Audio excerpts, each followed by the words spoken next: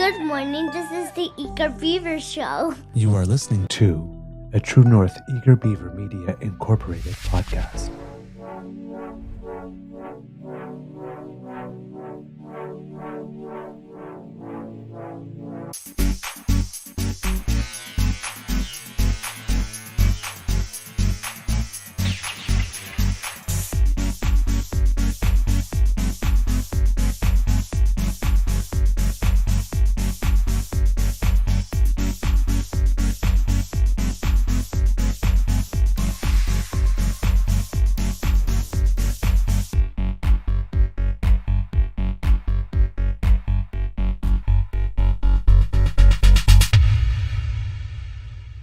The True North Eager Beaver podcasts are proudly brought to you by our founding sponsors, the Misfit Mysteries from Corvid Moon Publishing, your source for science fiction, fantasy, and cozy mysteries featuring a broad diversity of characters, CanadianTarot.com, your uniquely Canadian online eclectic tarot community, and the Pepper Master, hot pepper sauces made from farm-fresh ingredients to thrill your taste buds and expand your mind.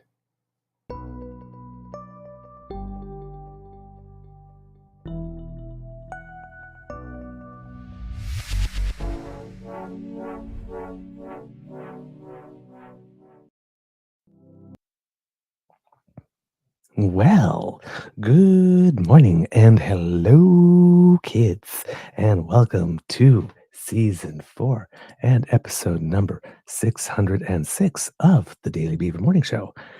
100% Canadian, eh? I am your host, the Eager Beaver, pronouns he, him, hey, Mr. Beaver, and with me, as always, is my good friend, Mr. Grizzly. Of course, a big thank you goes to our podcast founding sponsors, the Pepper Master, the Misfit Mysteries from Corvid Moon Publishing, and PsychicTarot.com. Today, recording day is Thursday, March 20th, 2025, and I would like to wish a happy beginning, I hope I'm pronouncing this correctly, of Nowruz to any of our Iranian, I believe, and maybe all Persian, yes, listeners, because, and I'd only learned this 2 days ago.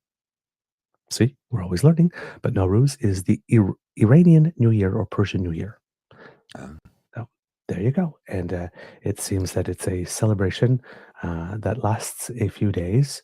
It usually starts March 20th, but it can go like from 19th to the 19th through the 22nd. I believe it lasts a certain number of days. I think, you know what, I'm not going to venture on the number of days because I thought I remembered it, but I don't. Yeah, it's That's a thing.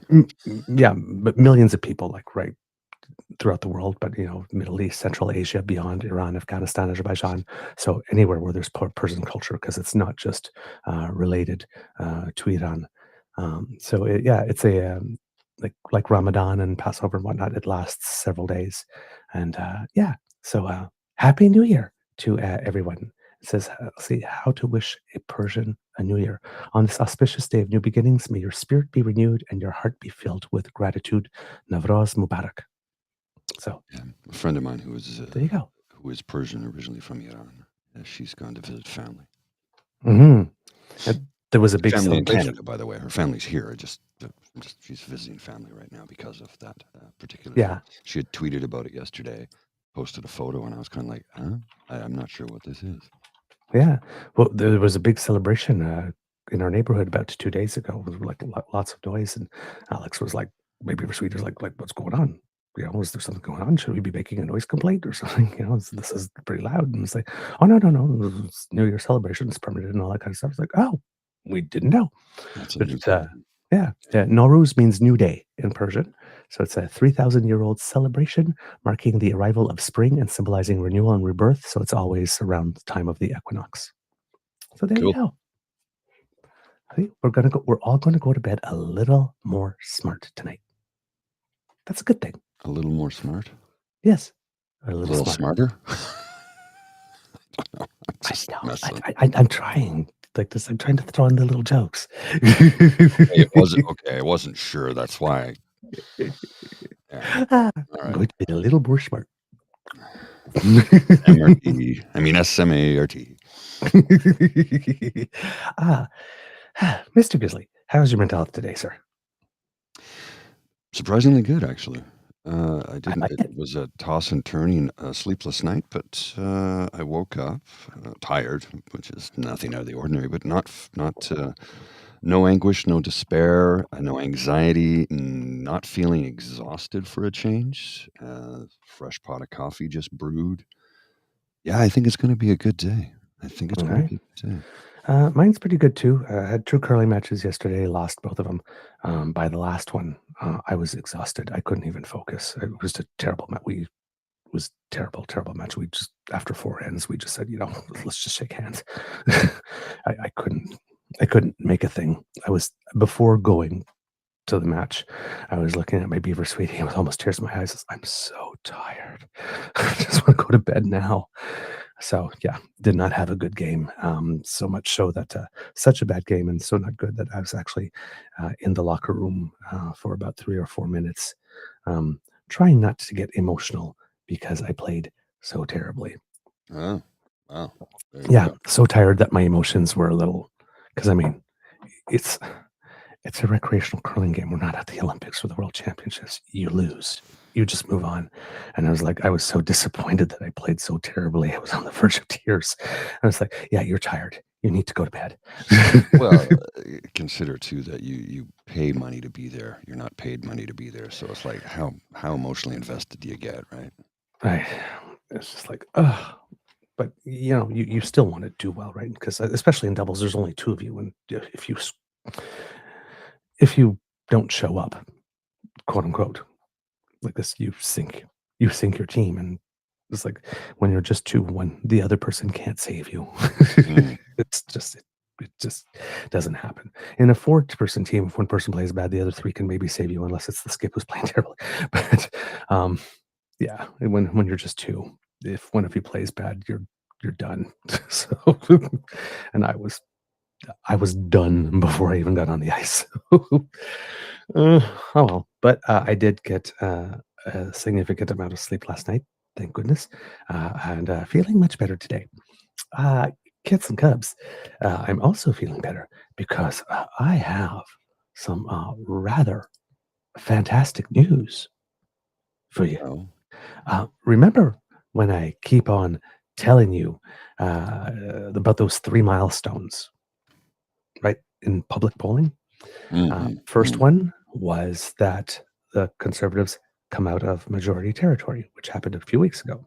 Oh, And yes. the second one would be the Liberal and the Conservative lines intersecting, right? That happened on Sunday. So, and then I was saying, okay, hopefully if this kind of momentum continues, right, we might see the Liberals slip into majority territory.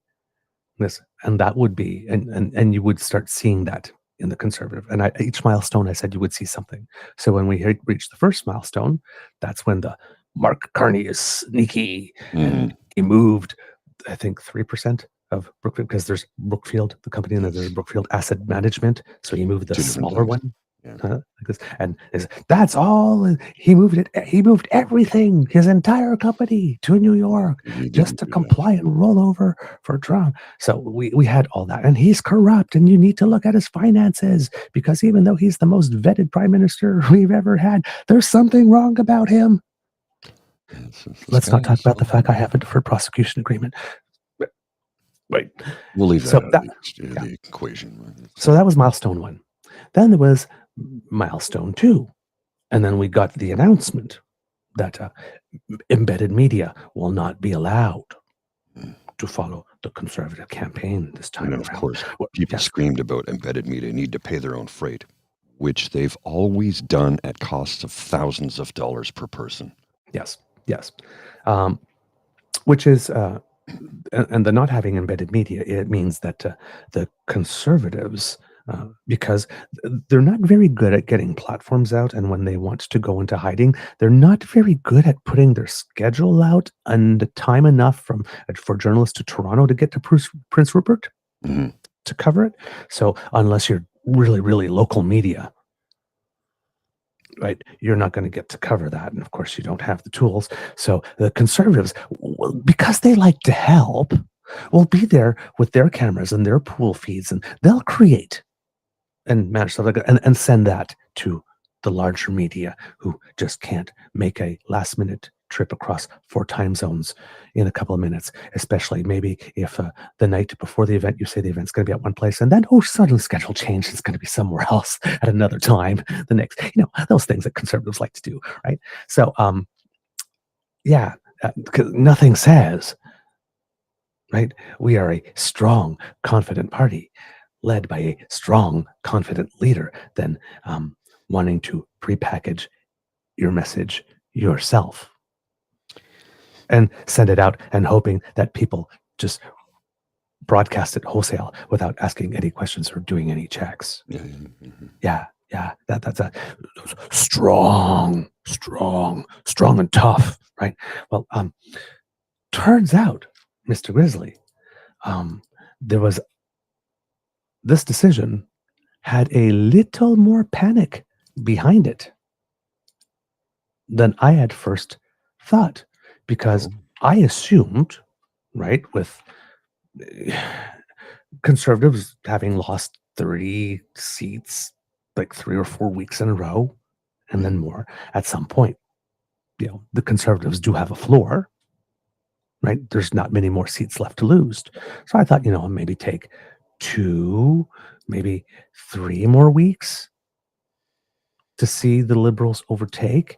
Well, it would seem that some news happened, and 338canada.com, which usually waits till the Sunday to put out its numbers, wanted to put something out a little earlier this week. So on the evening of the 18th, which I believe was Monday, which was Tuesday. the day, Monday was the 17th. Tuesday, sorry, which was 2 days after they put out their numbers showing that the Liberals had overtaken the Conservatives by 1 seat, 150 to 149. I just sent you something by email there, Mr. Grizzly. Yeah, I've got it. This happened just yesterday. Pull this down. It came out on the 18th. I noticed it yesterday. 338 Canada updated its numbers yesterday, and boom, Liberal majority. No wonder the Conservatives announced embedded media is unwelcome on the campaign. Can't have them recording all the infighting now, can we? So, Ipsos just published a poll showing the largest Liberal lead yet at +6. Yep. So rather than wait till Sunday? Mm-hmm. Yep, 338 Canada. Go ahead. 338 Canada updated their numbers yesterday. Milestone 3 Liberals showing a seat count majority has been achieved. This is the real reason for which the Conservatives announced that they will not let media follow them on the campaign in an embedded manner. The Conservatives plan to create pool feeds that they will manage themselves and hope the mainstream media will use their slant, unedited, by making it near impossible for them to be followed, especially if they don't really put out a schedule in enough time for anybody not already local to get them. And it's not even a given that Pierre will show up to debate or release a platform in time for it to matter, if at all. When an angry party loses its grip as the bottom falls out in this manner, the infighting, accusations, backbiting, and stabbing, as well as positioning, multiply faster than do nymphomaniac rabbits. So we have some polling data. This is probably a little fuzzy for you, but it shows the most recent addition from Ipsos, showing the Liberals at +6, which is the largest of the leads so far. And if you look in the right column, you're seeing all the red that appears suddenly. And the Ipsos last one is February 23rd, showing Liberal lead +2. So the lead has grown by 4 points with Ipsos since February 23rd. Yeah, and it's a 2-week period. Yeah. And then seat projection. What does it say, Mr. Grizzly? Drum roll, please. Liberal Party of Canada, 177. Conservative Party of Canada, 132. So majority for the Liberals, looks like. Yeah. So 2 days before these numbers came up, it was 150 to 49 2 days later, 177 to 132. Yeah, that's odds of winning the most seat, 338. Canada has the Liberals by 85%. That's those And are odds of a staggering Liberal numbers. majority? 55%. Odds of a CPC majority? 1%. Now, 2 days ago, we showed you a graph that showed like just in February it was at 100% for the Conservatives. That has, I'm watching all the news. Nobody can remember a turnaround that quickly ever in Canadian history. And look at the NDP and the Bloc numbers. Yeah. In that one. Bloc's up by 1%. NDP is down by 2%. Yep. And the Green is up by 2%. Yeah. And if you translate that to seat count, oh yeah, I look at those ones too. Yeah, those are the hockey sticks, as you can see them. Yeah. And when you go to the seat count, this model shows the NDP with 7 seats and the Bloc with 25. Pretty staggering. Bloc under 30 is pretty rare. And this is not even party status for the NDP. At 7 official party status, I believe, is 12.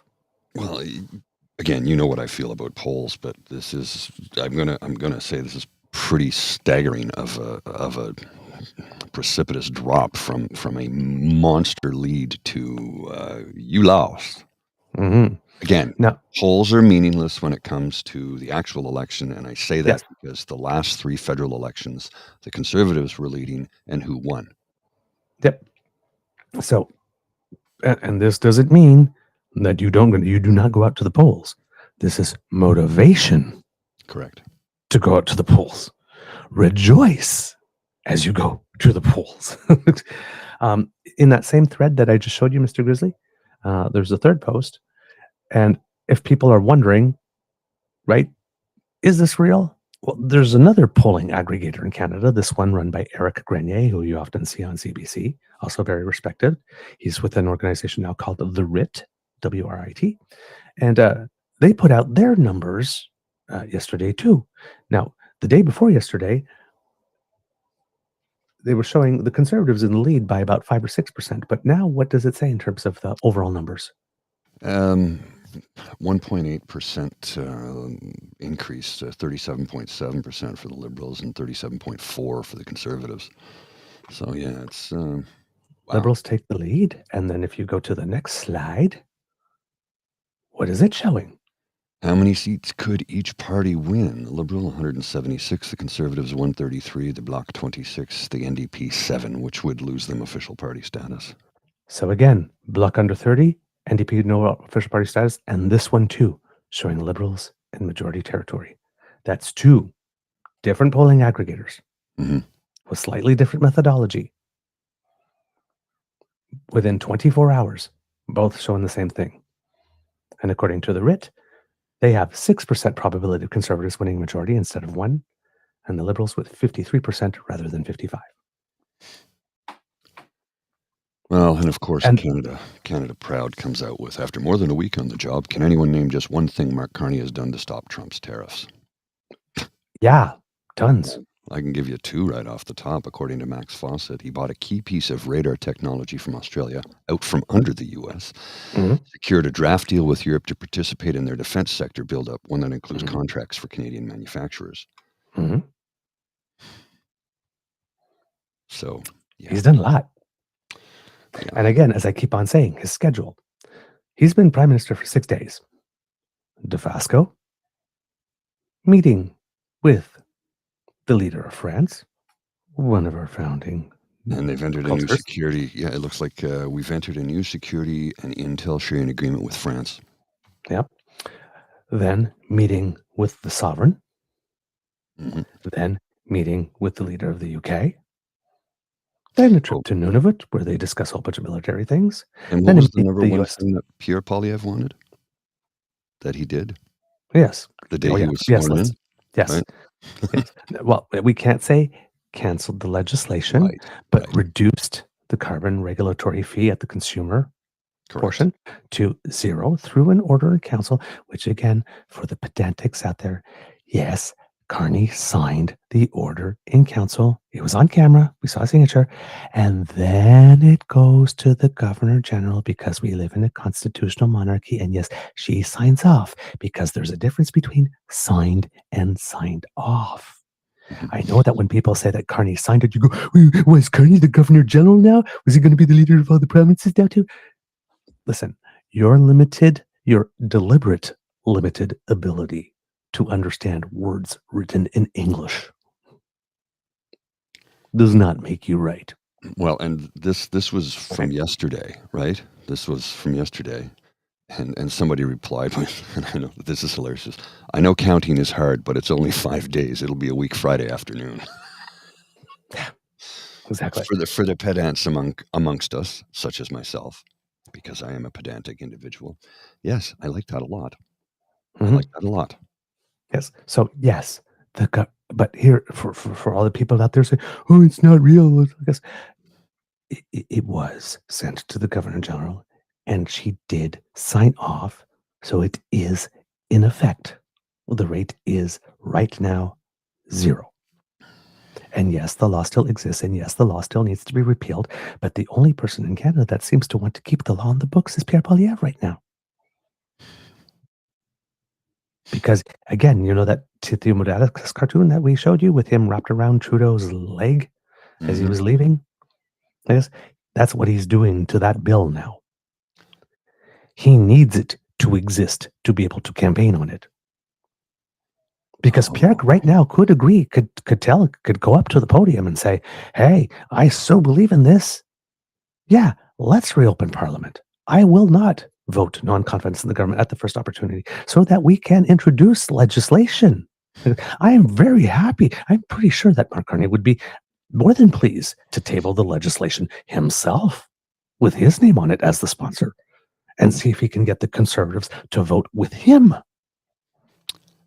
But Pierre would never allow that to happen. So the only person in Canada right now that has any hope of power that apparently is not doing a damn thing to make sure that carbon pricing gets reduced is Pierre. Funny how that is. Isn't it ironic? Don't you think? I had a discussion with a person last night who said, I checked into your statement that we have to have a carbon tax as part of our agreements with the EU, and we don't. We have to have some sort of carbon recovery program or carbon reduction. I'm like, so what's your point?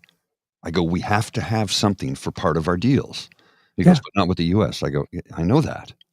The federal backstop. It got heated, actually. It got heated. He goes, but we don't need the tax. And I'm like, no, we have to have a carbon recovery program or a carbon reduction program at some point for deals with certain EU nations. Yes.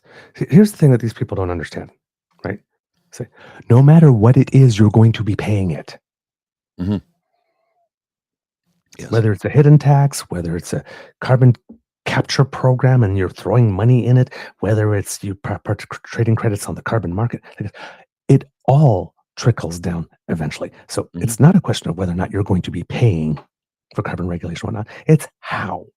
We had the most transparent, less bureaucratic, most inherently conservative way that allowed you as a consumer to choose how much you paid. It was the best system. We had a federal backstop, which guarantees that no matter what provinces would do on their own, we would always meet the international requirement because there was a federal backstop. Premier Moe of Saskatchewan is infamous from coast to coast to coast for saying, we don't want to use the federal backstop. Somehow we'll find a way to do it better. And then confessed there is no way to do it better or more efficiently or cheaper. And then chose to still do nothing. All right. We had a very good method. One party lied about it and turned the entire country against it. The decision that's being made is not good for the environment. Well, it's not good for the country, but politically, it's good. The messaging that 80% of Canadians get more from it than they pay into it did not get through to most Canadians, as it turned out. No. I've spoken to so many people who had no clue. I'm like, yeah, here's the numbers. Read the article. The Liberals needed to actually issue paper checks. Yeah. Yeah. But that over the years that used to happen, and then that became considered over the decades crass. So we stopped doing that And just because deposit it straight to seemed your like account. trying to spike the ball and using the money to take credit for yourself in politics. So we decided that we weren't going to do it. Well, in this case, we probably should have. Well, But again, trying to get people to understand how the system works, sometimes you got to break it down to a first grade level. mhm, I'm sorry, but sometimes you just have to. It's you as do. simple as that. And even intelligent individuals can be confused by the amount of bullshit that is out there in the system and the amount of lies that are spewed, especially if they tend to lean to the conservative political party. They would automatically tend to agree with and believe what the political party messaging would be without actually looking into it because they didn't realize they were being fucking lied to. Yeah. Because, again, there's no law in place that prevents politicians from lying to you in this country. And they abuse their parliamentary privilege in the House of Commons all the time, and they're all guilty of it. No one is innocent here. This is not one party over another. They're all guilty of it. Mhm. Embellishing, adding a little hyperbolic statements in it. They're all guilty of it, and it needs to stop. I think But we should rescind, to a certain degree, the parliamentary privilege, or at least examine how it's applied right now. Because, when they first brought it about, you couldn't get an instant live report in the palm of your hand while you were in the House of Commons. Mhm. You couldn't get it. You might have to wait 24 to 48 hours before you even heard anything about it because the news reporters would be vehemently sourcing the news and vetting it and making sure it was good before they released anything. So you could say something that was deemed untrue or a half true or a complete falsehood and have that privilege due to the fact that you didn't have the information available to you. But now you have it available to you Mhm. on your desk in the House of Commons. Yep. So there's no When excuse. everybody does that type of stuff, but there are certain parties that are, if you're a certain age, they're the sort of like palm olive. Mm-hmm. They're soaking in it. You're soaking in it, Oh, Jan. my hands are so soft. Speaking with people with soft hands, the leader of the opposition, the man with the softest hands in Canada, uh, delivered the joke of the day yesterday. And he worked really hard at it because the joke had two levels. Remember when we told you yesterday about Donald Trump, IQ 47, saying that, well, he would prefer liberal because the conservative guy didn't say nice things about me. Yeah. Yeah. Mark Carney's never had Trump's name in his mouth yet. No, I've Public. never heard it. Oh, well, no, So, I think he has. I think he has referred to Trump a few times in that he's tired of Trump's calling us 51st state and yeah, governor. but he's never said, I am tired of President Trump calling us the 51st state. No, Like, there will be no meeting unless we, like I said, with Trump, you can say pretty much anything so long as you don't say his name. Mm-hmm. Yeah. Right? It's like, they didn't say my name. They weren't talking about me. That's about as deep as it gets for Trump. So, Pierre decided that, well, number one, that he was going to take anything that Trump says at face value. Sorry. That was joke number one. Joke number two, he tried to lean into it. Oh. Yeah. Oh, yeah. Trump says he would rather deal with a liberal. Well, of course he would rather deal with a liberal because I'm tough. I'm strong. I can. The guy who went hiding for 11 days after Chrystia Freeland put an end to Justin Trudeau's, that guy, he's tough and strong, right? The guy that won't allow media embedded in his campaign, he's tough and strong.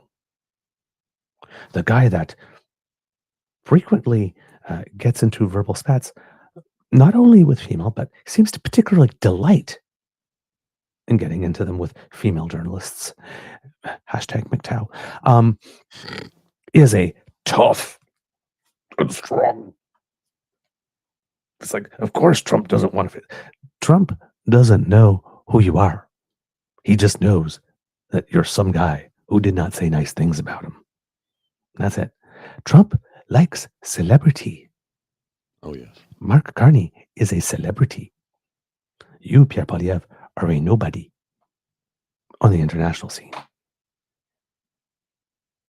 Who do you think that a guy obsessed with celebrity wants to have his picture taken next to?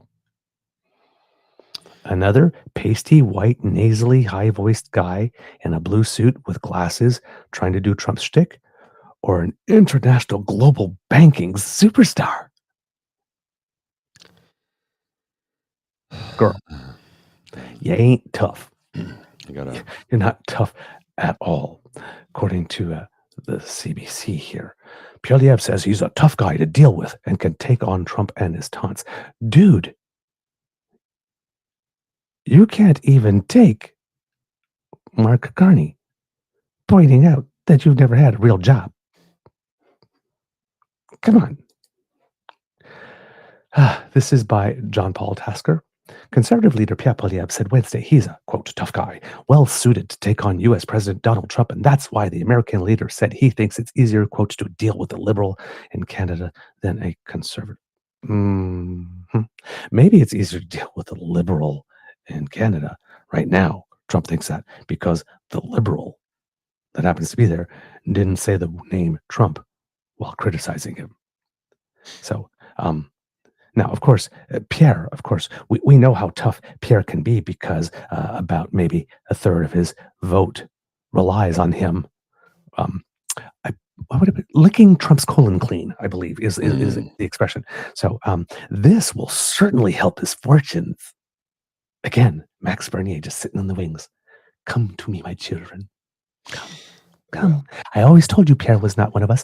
I told you this is the one thing that Maxime Bernier said that was true. The Conservative Party is intellectually and morally bankrupt. Max is a libertarian. Has been for a very long time, and I think it's funny that he's a libertarian, but he wants to be prime minister. I know. Again, it's just so much oxymorons going on. Focus on morons. The comment comes as Poilièvre and his main opponent, Prime Minister Mark Carney, both jockey to present themselves as the anti-Trump candidate in the upcoming federal election. I'm not sure that Mark Carney is trying to present himself as the anti-Trump candidate. He's just presenting himself as a steady hand who has solved problems before and has handled crises. He's not going, girl, I'm the anti-Trump. It's like, you're the one who's doing, I can stand up to Trump. Mark Carney is saying America's doing some really weird things economically, and hey, if they want to do that, if they want to shoot themselves in the foot, let them. We'll just leapfrog them. Go ahead. Yeah. Right? It's not the same thing. What has Pierre Poilièvre done on the global stage? Nothing. Absolutely nothing. What has he done on the Canadian stage? Oh, that's Absolutely right. Nothing. Compliance agreement against him. Brought Timmies to domestic terrorists. Yes, that too. Yeah. He's famous for two things. Bringing Timmies to domestic terrorists and passing a bill that was trying to gut your right to vote. Yeah. That he called the Fair Elections Act. Again. It brought down his government. Fun with words. It's the Fair Elections Act. Fair because it guarantees we get to win all the time. Oh. Yes. Speaking to reporters in Sudbury, Ontario, Poilièvre spun Trump's comments as an endorsement of Carney and a sign the president wants the Liberals in power. He said the president wants, quote, weak, compromised, and conflicted leadership. Again, dude, you have a deferred prosecution agreement. Yeah. I guess, which you signed because you were too weak and not strong and confident to actually face the trial. And you were too weak and you thought you were too pretty, too cute for jail. Or that you should be spared a fine. But you're tough. Trump did not mention either Poilièvre or Carney by name in his remarks or formally endorse anyone. Thank you, Mr. Tasker, for making that clear. In his interview with Fox News on Tuesday, Trump was pressed on why he's been harder on Canada with his tariffs and threats than some Americans' adversaries. We showed you the clip. right? Canada cheats, we're nasty, all that kind of stuff. Great. It's like make me a t-shirt that says nasty Canadian. I'm on there. And again, Trump, if you're going to call us nasty, don't expect us to behave like nice boys and girls then. Don't be surprised when we're not. Remember, we're vindictive, petty little fuckers. This is obviously a poor attempt at reverse psychology from Hyperty 007. Yeah, exactly. What Canadians need is a leader who's tough, firm, and stands by his convictions. Dude, you have no convictions other than you want to win and you hate liberals. A leader has one conviction. I want to be the king. That's it. He doesn't want to govern. He just wants to rule. And again, he signed a deferred prosecution agreement to avoid a conviction. Yeah. A leader who will that first needs to be pushed in his face on the campaign trail. Yeah, it does. I mean, seriously, it needs to be pushed in his face. I literally do not know why people are not rubbing his nose in it like a dog who piddled in the carpet. Well, Mark Carney's trying to hide. He's not trying to hide anything. He actually has everything in a blind trust, and he met with the ethics commissioner, and everything's above board. You, sir, have a compliance agreement with Elections Canada that you signed to avoid going to trial and possibly facing prison time. Of which you have never spoken publicly or even acknowledged. Other than with your signature on the form that said you will comply. Why is that? Exactly. What Canada needs is a leader who's tough, firm, and stands by his convictions. A leader who will make us strong, self-reliant, and able to stand on its own 2 feet. A leader who will put Canada first. I'm a strong leader. I'm a tough guy to deal with. No, you're a loudmouth who punches down. You're a taller Ben Shapiro. You yell a lot and yell at people in their face, and you bully people. You can't debate, and you have no facts. Yes. Being a loudmouth who punches down on people you deem less worthy than you is not tough. It's literally the classic definition of weak. Mm-hmm. The guy who always picks the easy fights. Mm-hmm. The guy that always punches down on the people that he thinks that nobody will come to defend. The homeless, addicts, trans people. You're not tough. You're not tough. It's just, come on. And the article, thankfully, reminds us of this moment. In his victory speech after winning the party's leadership, Carney said Poilièvre will leave Canada, quote, divided and ready to be conquered. A person who worships at the altar of Donald Trump will kneel before him, not stand up to him.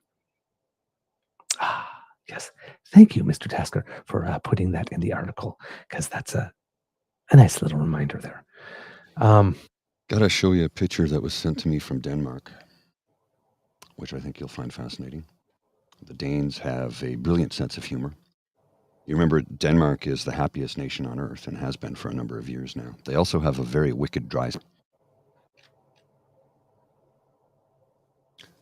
spotted at a bar in Denmark. So I don't know where. Shit. Oh my God. Okay. For those of you who are listening on podcast, I'm guessing that these are urinals. Urinals. Yes. In a bathroom. They look like gaping open mouths. Yes. They even like put like something to look like teeth on the top. Mm-hmm. And behind them are the faces of 4 people. Elon Musk, J.D. Vance, Donald Trump, and little Mikey Johnson. Thank you. The Speaker of the House. It was I couldn't remember his surname. I was blanking for a reason. Yeah, so pick your poison. Yes. So just pee in their mouths. That was Uncover the News who sent that out. Wow. Gee. Yikes. That is something. That's something indeed. So yeah, rejoice, Canada.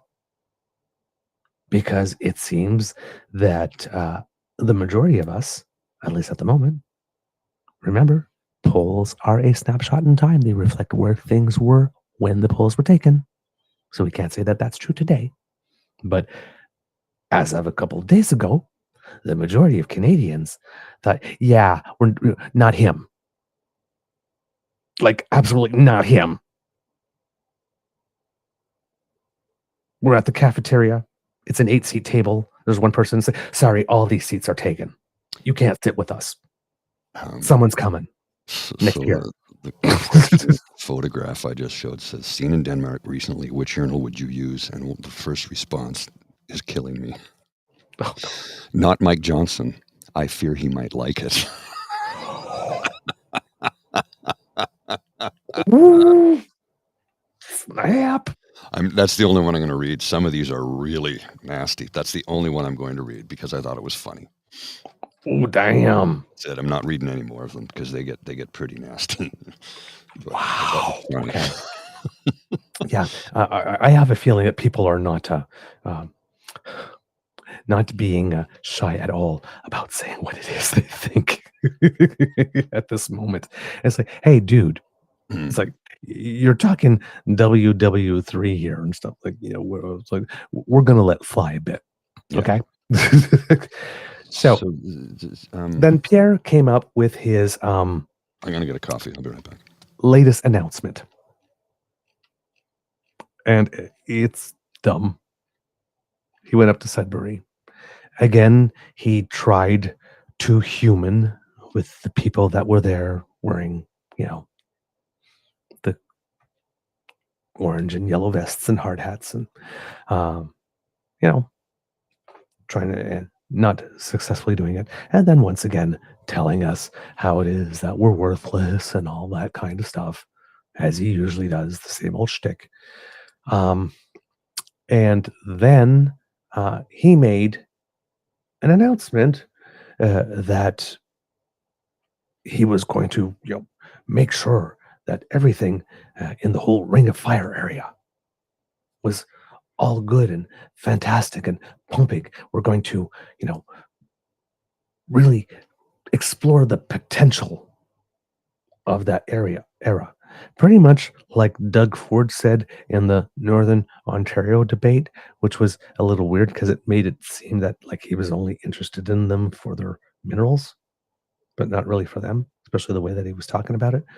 But yeah, Pierre Poilièvre, tough Pierre Poilièvre, right? Brilliant Pierre Poilièvre, right? Who comes up with all his ideas on his own.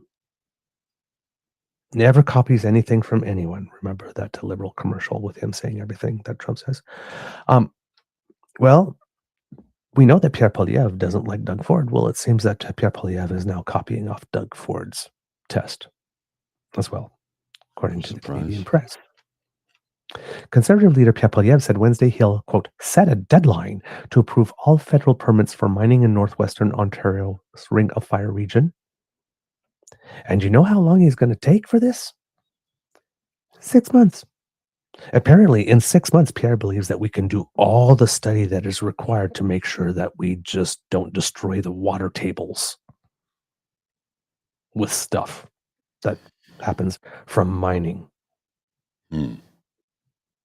That the animals will all survive and all that. 6 months. I mean, I can understand fast tracking things, but 6 months? Well, whose treaty is that? It is treaty territory, the Ring of Fire area. Let's see. I think I have the map here somewhere. Yeah, this is the map. The Ring of Fire is in Treaty 9. Mm-hmm. Yes, it's under Treaty 9 territory. So I'm not sure who is responsible for Treaty 9. But yeah, has he consulted with those folks? Of course not. Pierre Poilièvre said that a Conservative government would also commit $1 billion over 3 years to building a road network to link the mining sites to Ontario's highway network and First Nations communities in the area. Quote, we will make this money available by cutting foreign aid. Dumb bureaucracy. I'm not like Trump, but I'll build this road by cutting foreign aid, said Poilièvre. Bureaucracy, consultants, and other liberal waste. What, you can establish a doji too? To free up money for productive investments, he said. Pierre was at a construction firm in Sudbury, Ontario Wednesday as all parties are preparing for an expected federal election call, possibly just days away, a campaign in which developing Canada's resources will be a key issue. The Ring of Fire is about 500 kilometers north of Thunder Bay, Ontario, and contains massive deposits of critical minerals like nickel, copper, platinum, and cobalt that could be worth tens of billions of dollars. They have dozens of essential applications from electric vehicles and cell phones to medical devices and solar panels. Poilièvre said that because the Ring of Fire holds large deposits of critical minerals considered important to national security, Canada could claim some of the infrastructure spending in the region towards its NATO commitments to spend at least 2% of national GDP on defense. Terms of reference to guide federal assessments of future developments in the Ring of Fire were finalized between 15 First Nations and the Federal Impact Assessment Agency in January. Oh, wait a minute. The federal government was doing something to make sure we could, because in that press conference, Pierre was like, what has the federal government done to make sure, what has everybody done to like this? We've known about this for years, but why hasn't anything been done? Well, you guys were the government for 10 years before the current one. And Doug Ford has been premier for many years now. Keeps on saying we'll get it done there, but hasn't built that road. He's been premier for 7 years. Maybe it has nothing to. Maybe it has nothing to do with the Trudeau liberals working hard to make us more economically dependent on the United States. Because here it says, terms of reference to guide federal assessments of future developments were finalized. That means work was being done. The part of the work that you would fast forward and skip over, which would bring whatever you're doing to court, where you would lose. Because when conservatives try to bypass the Indigenous community on any research project, it always goes to court and they always lose. Well, always. I want to thank Mr. Jim here for highlighting Treaty 9, also known as the James Bay Treaty, involved Anishinaabe, Algonquin, Ojibwe, and, oh boy, I'm going to have a hard time with this, Omushki-Gowuk Cree communities, and the Crown, which is the Canadian government. So, yeah, how much you want to bet old Pierre Pigeon had no say or no intention of ever discussing any of that? Of course not. Neither does Doug.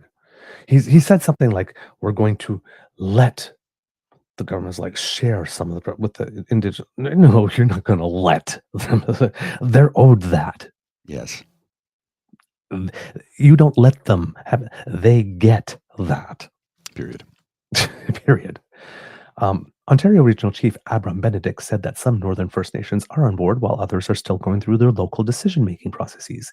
Benedict said that no matter what happens, the federal government can't ignore its legal obligation to consult with First Nations. Quote, it's entrenched in the law that there has to be consultation and meaningful consultation with First Nations people. That's not something that can be vetoed in 6 months, he said. We expect the federal government to uphold the responsibility of that consultation, regardless of what announcements have been made. So in other words, Pierre, you think that you get these permanencies done in 6 months? Nah, the consultation with us is going to take more than 6 months, at least. So, no. So it's a plan that can't work. It's a plan that won't work. But he needs to show that he's a tough guy. He will get these done in 6 months. And not only the mining stuff, but the pipelines and all that other stuff too, all those things, right? That Mark Carney says that he's willing to use emergency powers to make sure that some of the projects get done. But he's not saying like in 6 months like this, to which all the conservatives are saying, oh, see, he's going to use the emergency powers just like Trudeau did again. So you want them built fast, but you don't want the government of the day to use the law in order, the emergency powers in the law to make them go fast, but you're willing to give a guy, say, hey, I'm going to do this in 6 months without consulting anybody, which will land you in court. And if they ever went through with doing it in 6 months, the disasters that would happen afterwards. All the money we'd make, we'd be spending in cleaning up the messes that we made in making the money. There would be no net benefit and legal lawsuits and lawyer fees and stuff. It's dumb. It's dumb. And it's a sign that he's in panic. Oh, yes. Because he went there to say that he's tough, but that's not an announceable. Hey there, guys. I'm going to prove all these in 6 months. I'd be sitting there and go, dude, you are insulting me again. Mm-hmm. Do you think I am an empty glass and all you need to do is fill me? Come on. This is dumb. It's completely dumb. It cannot happen. It is foolish policy on the back of a napkin. Quick, give me something. Ring of Fire in 6 months. Critical minerals. Yeah. It's dumb. Oh, God. Poilièvre said his government would allow companies involved. Oh, yes. Pierre said his government would allow companies involved in ring and fire extraction projects to pay a portion of their federal taxes directly to First Nations communities in the area. Because, or you could just give them a share of the profits. You know, that old chestnut. Yeah, right. Jeez. Ontario Premier Doug Ford promised to speed up provincial approvals for Ring of Fire projects during the recent provincial election. Ford said he sees the Ring of Fire as essential to developing an end-to-end electric vehicle supply chain in the province. The Ontario government only considers 9 First Nations to be within the Ring of Fire region. So this is not going to go well for Doug Ford either. Sol Mamakwa, Ontario NDP deputy leader, who was re-elected, thank goodness, and MPP for Kiwetinung, has criticized the provincial government's consultation efforts. Speaking at Queen's Park on Wednesday, he said First Nations can't be kept out of discussions about federal timelines. Quote, it needs to be done in a way where we are at the table, not on the menu, Mamakwa said. Oh, I like that. That's a good line. And I think it's important that we follow the process of free, prior, informed consent, and that's all they want. And we need to be a part of the discussion and not just an afterthought. Mamakwa says he does not think it's possible to complete the necessary consultation processes in 6 months. Nadia Varelli, federal NDP candidate for Sudbury, said in a media statement that her party would work with First Nations communities to get consent to develop the Ring of Fire and build the necessary roads. And by the way, with Mamakwa saying he doesn't think it's possible to complete the necessary consultation processes in 6 months, if Pierre Poilièvre had actually taken 6 minutes to pick up a phone and call any Indigenous person anywhere in Ontario to run the idea by it before actually bellying up to a podium to say it, he'd have known that. It's not going to happen. He has nobody. He so little cares about it that he didn't even run the idea by anybody. Say, hey, does this make sense? Is this dumb? Or again, proof that you have no Indigenous friends. Because they would have told you. Yeah. Quote, Poilièvre wants to bulldoze right through the rights holders, only delaying development rather than do what's obligated to move the project forward, which guarantees it goes nowhere like TMX did under Harper. The Ontario government says there are more than 26,000 mining claims for the Ring of Fire held by 15 companies and individuals, and they did not do much to move forward on them. Ford did not get it done. But basically, Pierre, who can't stand Doug Ford, decided to go into the Doug Ford playbook. What did Doug Ford say during the election about Ring of Fire? And then said, I'm going to do that too, and then shortened the timelines. And magnanimously allowed Indigenous people to benefit. Isn't he strong? Isn't he tough? That type of planning and foresight will really stand up against Donald Trump.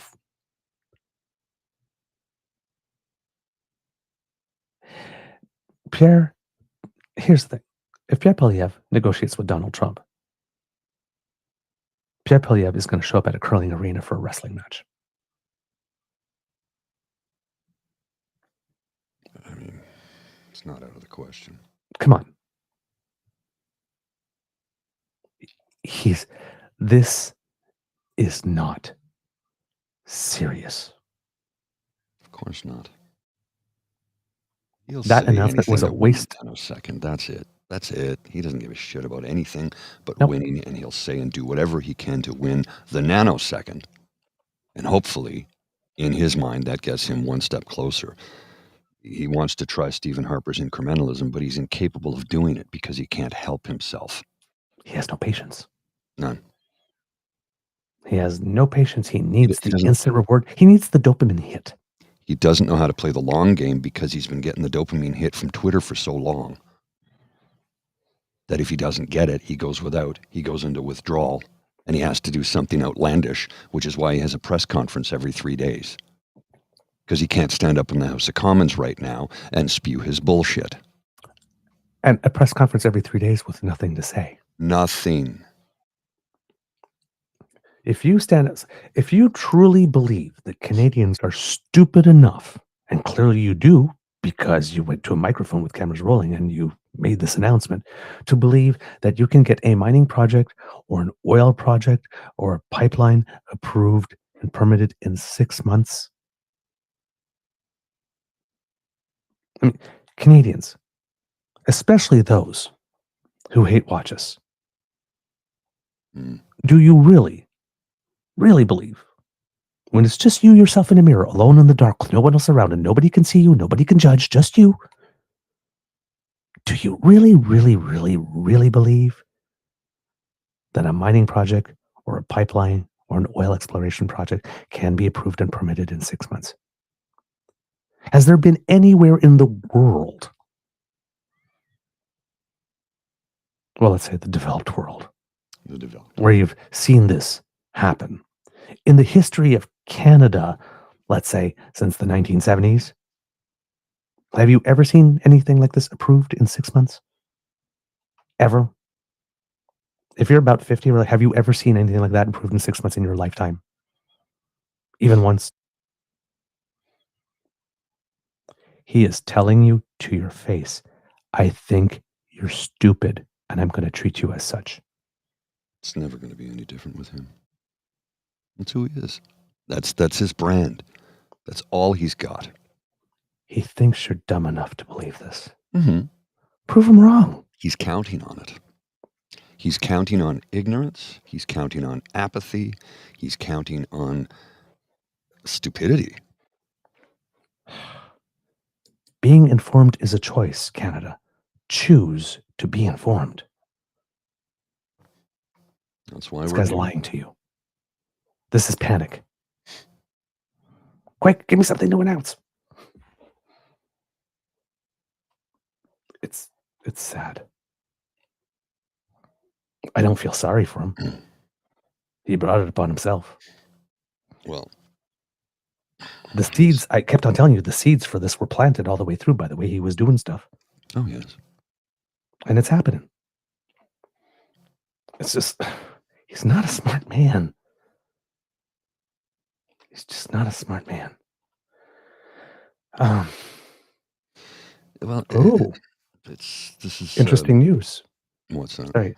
Sorry to cut you off. I just noticed something because I'd been talking about Mark Carney's schedule, and I was wondering what it was for today, right? Because he did DeFasco and then all the stuff in Europe and Nunavut and then the U.S. Council of Relations, and it looks like there's going to be a First Ministers meeting. Well, today he is going to have he's jetting to Edmonton. He's booked for a tete-a-tete with Alberta Premier Danielle Smith this morning. And he'll make an announcement on affordable housing in Edmonton. Mm-hmm. I'm not sure what happened in that conversation with Doug Ford before Doug Ford went to have the meeting with the Commerce Secretary, but Doug Ford has calmed down a lot since then. I'm wondering if Danielle Smith, after this meeting, will be calming down quite a bit. I would imagine so. I have a feeling that this is a meeting. It's like, listen, lady. According to Reuters and the Toronto Star, he's going to call an April 28 election on Sunday. Globe and Mail, Reuters, and the Toronto Star are all saying the same thing. Not May 5th, April 28th. Canada PM Carney to call for April 28th election on Sunday, Globe and Mail reports. Right, we'll see. Somebody pointed out right around the time that wish I could find it off the top of my head. I don't remember where it is in my social media feeds. But Mark Carney had a picture taken with two people from Blue Rodeo and said he was talking about 5 days in May. Yeah, Jim Cuddy. So, and then I went to look at the calendar just because sometimes there are 5 Mondays in a month, but there are only 4. So he's not choosing between 5 Mondays in May. So that also made me believe, well, 5 days in May, May 5th. But maybe April 28th. The sooner the better. In tariff news, Canada places a 200% tariff on little Canadian flags Americans wear on their backpacks while traveling. As U.S. President Trump's unilaterally launched trade war continued, Canadians have struck back with counter tariffs on a valued American item, the little Canadian flag patches Americans put on their luggage while traveling abroad. This is from the Beaverton. The 200% counter tariff are expected to severely impact U.S. citizens' ability to pass as Canadians while visiting other countries. This will limit Americans' chances to enjoy the benefits of being welcomed as Canadians while not getting shunned for being obnoxious Yanks. Passing as Canadians while traveling is the cornerstone of America's international relations strategy. Exclaims Sheila Grubnick, chair of the U.S. Foreign Relations Council. From stoned Iowa undergrads buying weed in Amsterdam to Marco Rubio trying to keep his luggage from getting spit on by Dutch baggage handlers. Canadian flag patches are necessary for us to fly literally anywhere. Grubnick continues, after Canadian flag patches, America's entire diplomatic framework consists of truth social posts where the president calls other countries cucks. Our State Department needs those little maple leaves. Oh, man. Sometimes the only way for this is from Mark Kearney. Sometimes the only way for American tourists to get served in a European restaurant was by stitching a Canadian flag patch to their backpack, blazer, or gown. Despite this, they're often given away by their southern accents or demands for ranch dressing.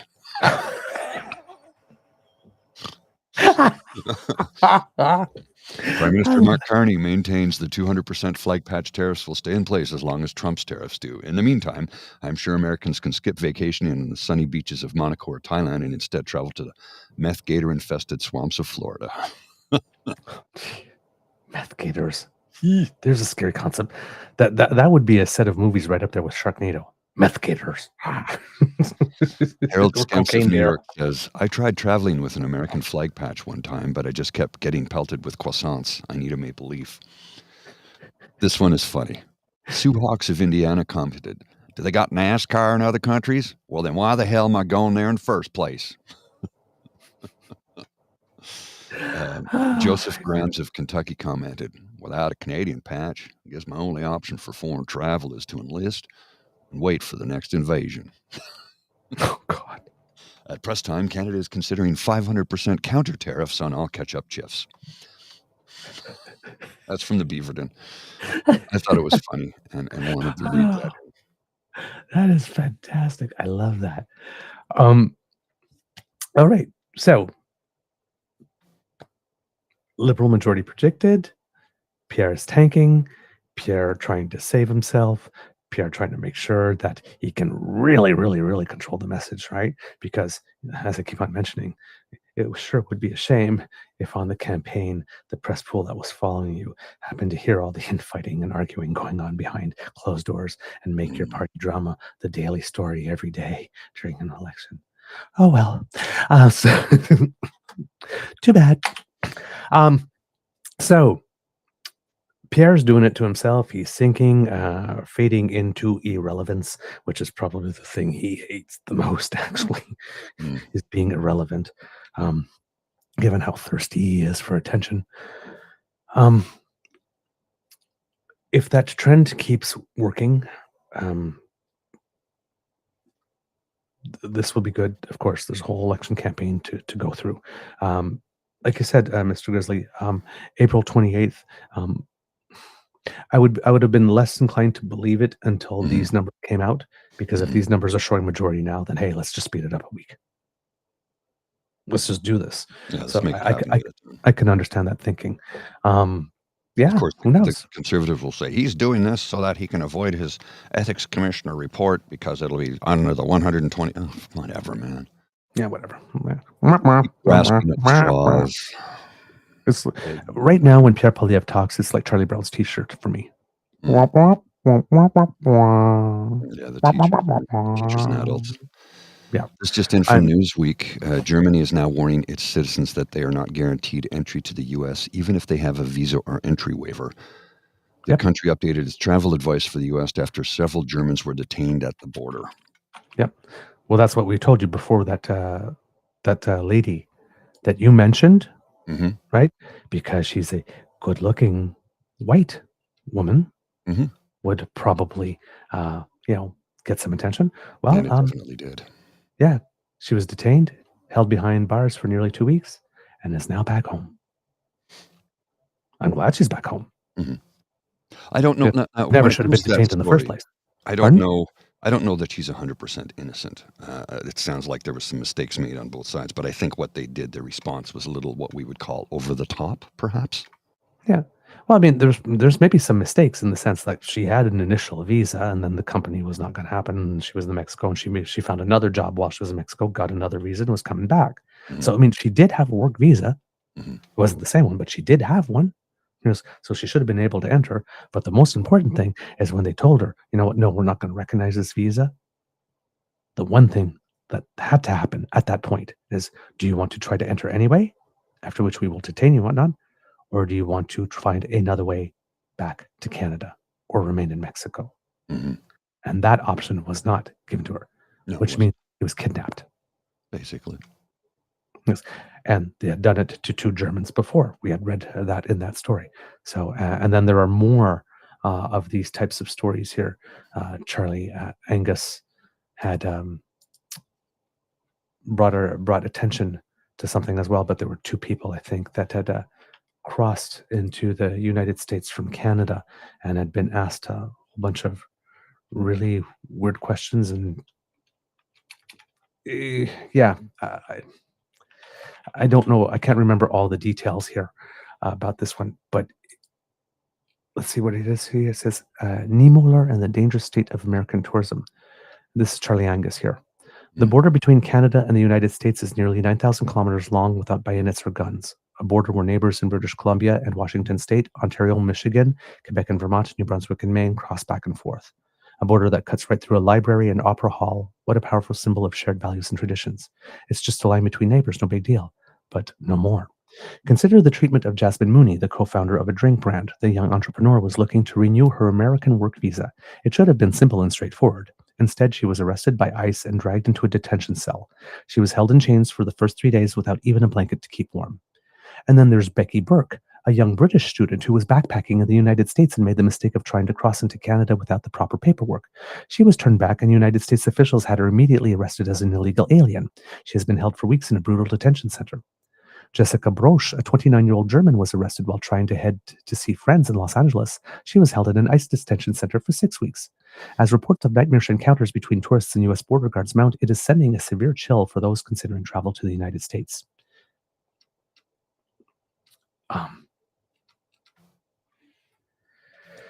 Yeah. They don't care who it is. No, clearly. It's irrelevant. Right. Here's a report. And I'm going to look for that story about the 2 Canadians at the border that had that really weird experience. Okay. I've got a report just in. This is from CTV. It's a new report by the C.D. Howe Institute. Suggests that Canada should raise retirement age to 67 too, and get this, to address labor shortages. So let me see if I understand this correctly. We were bringing in too many people, and there was an abundance of people who couldn't fill jobs. So they reduced the immigration numbers, and now they want to raise the retirement age to 67 to address labor shortages.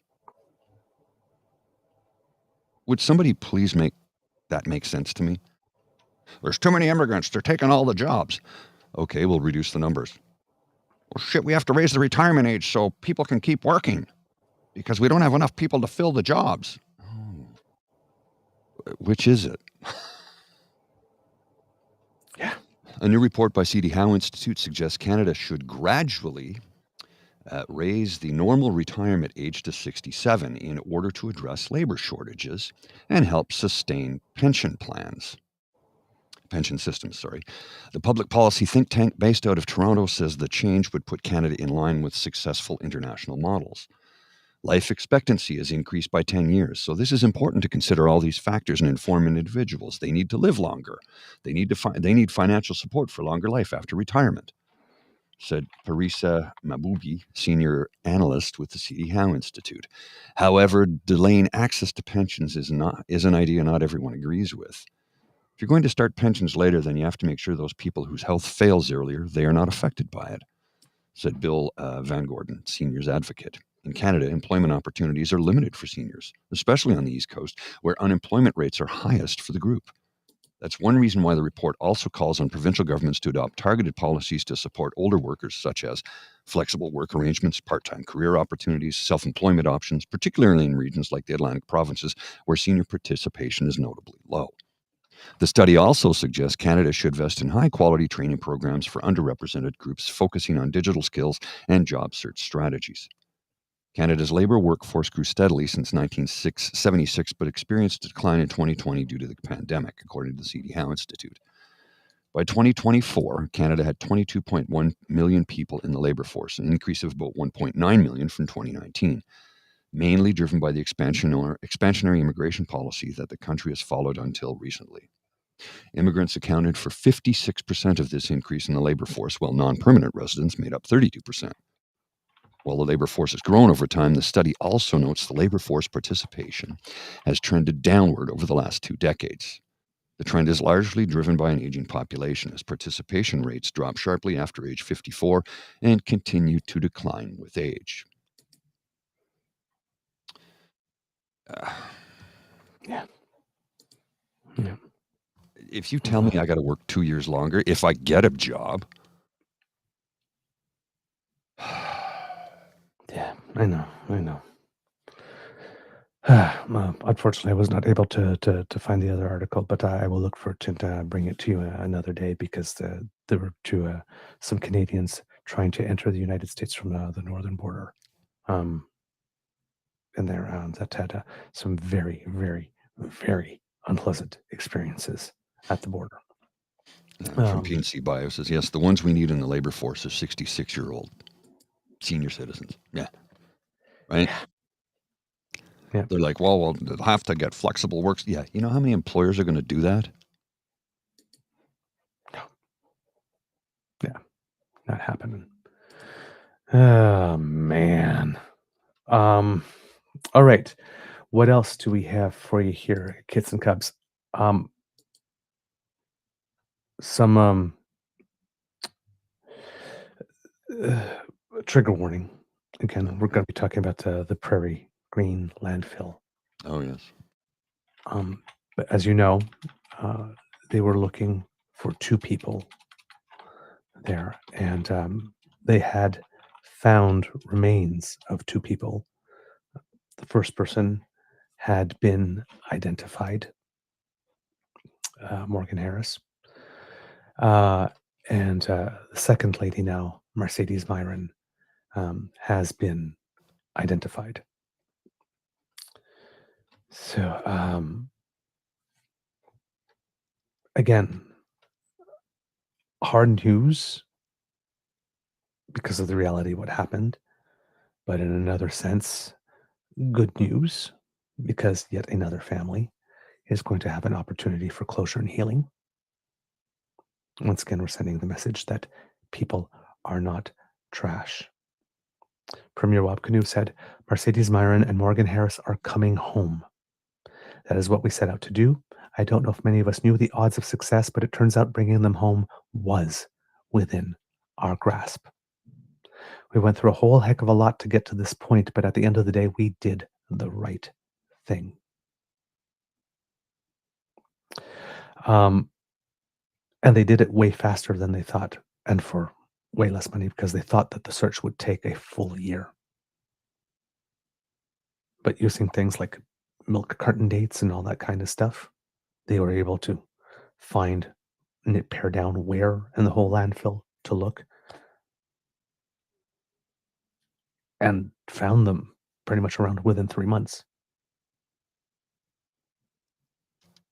It wasn't as hard as the people that were saying it can't be done were claiming. Nowhere near as hard as they were claiming. Maybe that's why they turned around and said, yeah, we got that one wrong. Workers are still at the Prairie Green to find additional remains of Harris and Myron. He said the search could continue for a few more weeks before the province reassesses next steps alongside the women's families. Quote, I can tell you that today we continue to find remains, and in the coming weeks, perhaps that will no longer be the case. Canoe would not say whether the search would continue in hopes of finding another victim, a still unidentified woman who was given the name of Mashkodi Bizihikwikwi, or Buffalo Woman, by community leaders. I hope they still look. Investigators, so Harris and Myron are believed to have been killed in early May 2022. Mashkodi Bizikikwe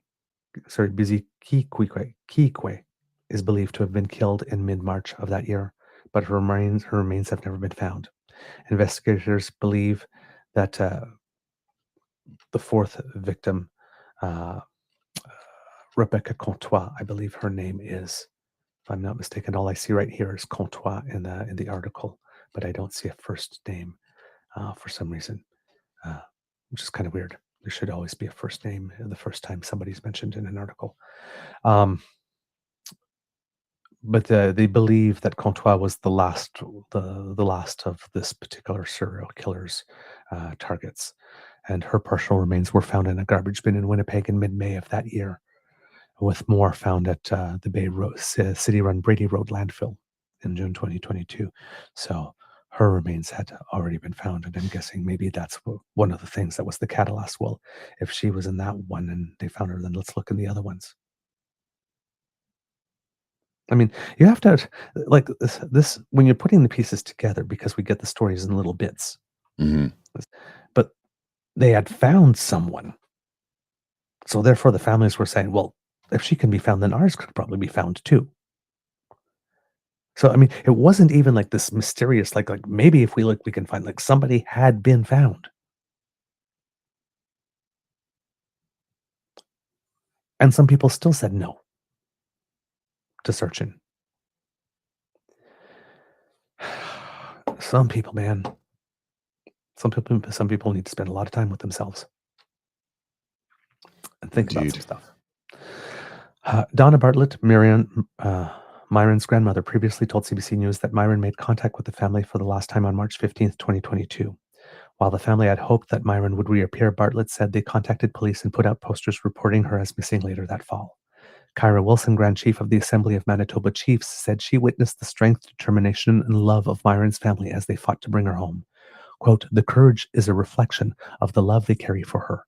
Our hearts are with them as they grieve and begin the journey of healing," she said in a news release. The families of Harris and Myron had long called for Prairie Green to be searched for the women's remains.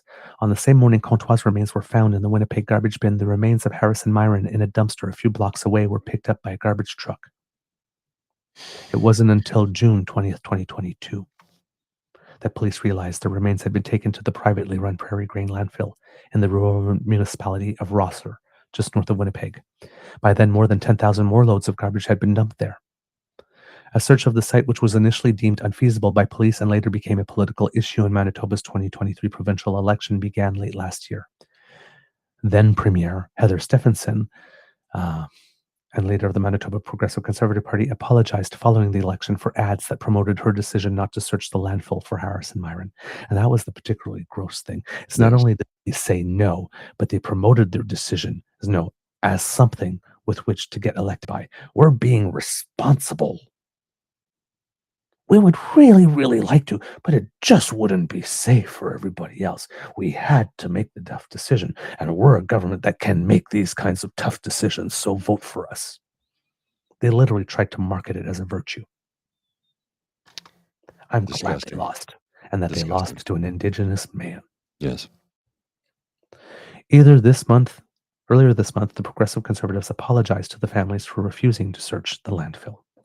When asked about the PC's failed election campaign, Canoe replied that he's more focused on Manitobans. Quote, "Regardless of how you felt over the course of this thing, I hope we can all just agree that it's good that we're able to provide closure to these families." Again, he could take this opportunity to put the knife in the back and twist. He could. He would be entitled. But the moment doesn't call for it.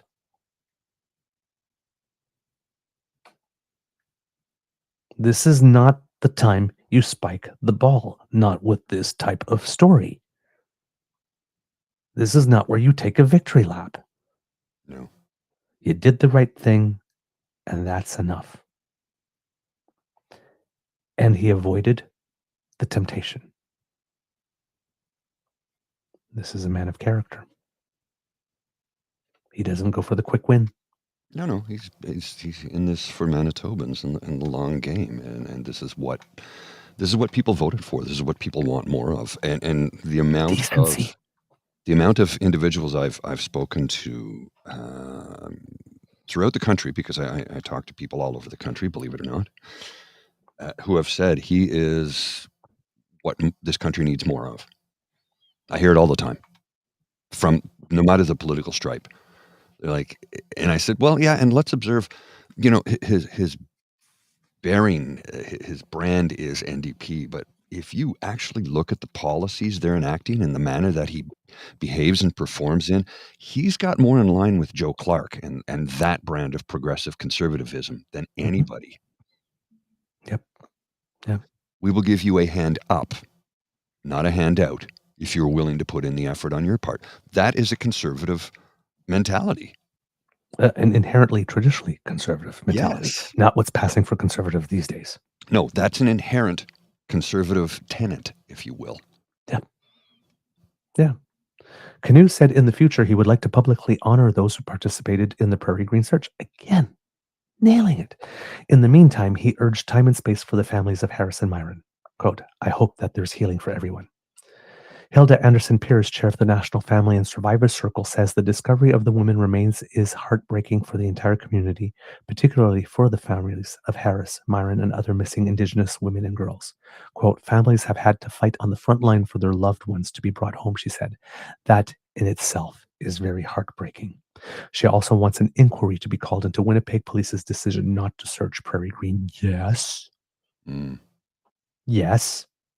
Gene Bowers was officially sworn in as the new chief of Winnipeg Police on Monday morning. He replaced former chief Danny Smythe, who said searching Prairie Green was not feasible because too much time had passed since Harris and Myron's remains were taken there.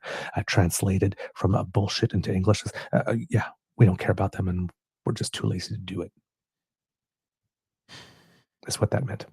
Quote, I think the community is looking for a response from this new police chief on how things are going to change, Anderson-Pierce said. Yeah. Indeed. If this ever happens again, how will the police respond? Anderson-Pierce also hopes Canadians understand their role in stopping violence against Indigenous women, girls, and gender diverse people. They're part of this fight. And again, as a note, and I'm very happy that the CBC put this in the article, support is available for anyone affected by these reports and the issue of missing and murdered Indigenous people. Immediate emotional assistance and crisis support are available 24 hours a day, 7 days a week through a national hotline that can be reached at 1-844-413-6649. I'll repeat the number. Please do, and I will put it in the chat, and I will put it in the ticker. So go ahead, and what's the name of the helpline again? They don't say what the name of the helpline is in here, in this one. But it's a national hotline, 24 hours a day, 7 days a week. Okay, At 1-844-413-6649. Thank you, Mr. Grizzly, for putting it on the ticker in the chat. You can also access through Government of Canada health support services such as mental health counseling, community-based support and cultural services, and some travel costs to see elders and traditional healers. Family members seeking information about a missing or murdered loved one can access the Family Information Liaison units, and there is a link to that I am going to put in the chat here for the kids and cubs who may benefit from this. There we go, right in the chat. Hopefully that will show up. It's there. So yeah. Although it won't show up as a clickable link, so just send it to me. Oh, okay, perfect. And I will do that way. Send it to make sure it shows up as a clickable link. So yeah, tough story, but glad it's done. And it's kind of weird to say this, but the best possible outcome. Mm-hmm. That there will be healing and closure matters. Yeah. So you were saying, Mr. Grizzly, sorry. No, that's it. Yeah. So very, very important. We wanted to make sure that we followed up on this story. And if there's anything else coming in the next few days or when, we will continue following this, because this is, at least I think I can speak for Mr. Grizzly. I don't think I'm going out on a limb here saying this is of huge importance. It is indeed to us. All right. Couple of other little things going on, because we haven't been doing too much actually, By the way, Doug Ford had his cabinet sworn in yesterday.